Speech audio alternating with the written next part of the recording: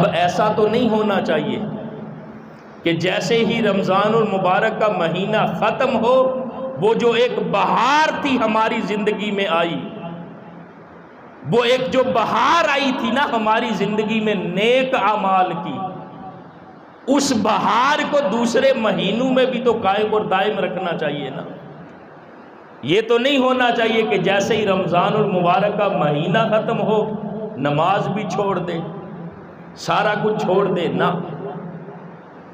رمضان المبارک کے مہینے سے ہم نے یہ سیکھا ہے کہ اگر نفلی عبادات نہیں تو کم از کم 5 وقت کی جو نماز فرض ہے وہ تو ہم نے ضرور پڑھنی ہے۔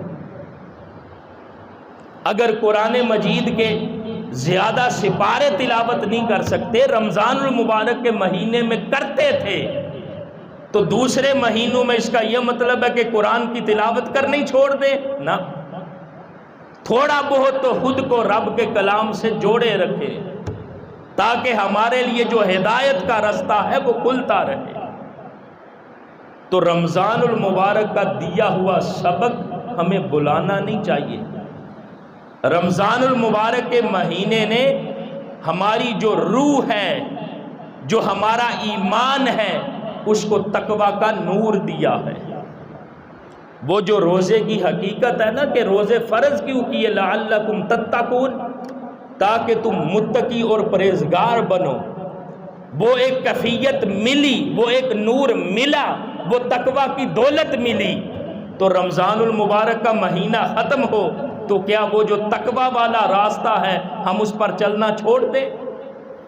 اس کا مطلب یہ ہے کہ ہم نے رمضان المبارک سے کچھ حاصل نہیں کیا، اس سے کچھ سیکھا نہیں۔ دیکھیں نا، مثال کے طور پر یہ جو فوجی ہیں ان کی سکیمیں آتی ہیں، سکیم آئی ہے، وہ آپس میں جنگی مشقیں کرتے ہیں،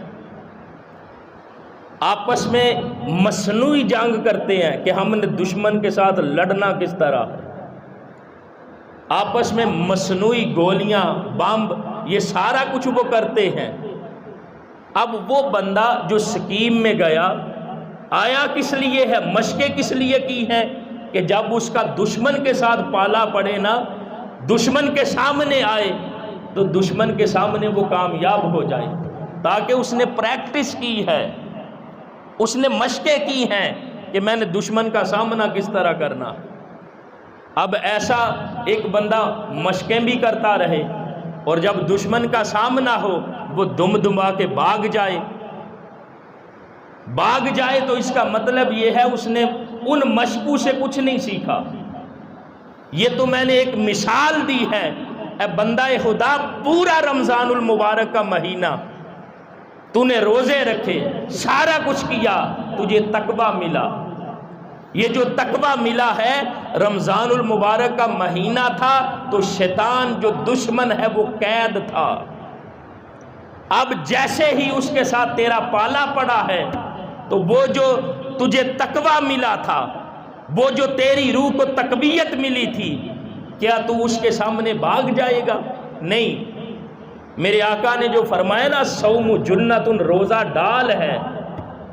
یہ جو روزہ ہے نا، اس کا نور جب بندہ مومن کو ملتا ہے تو بندہ مومن دشمن کے حملے سے بچتا ہے۔ اور دشمن کون ہے؟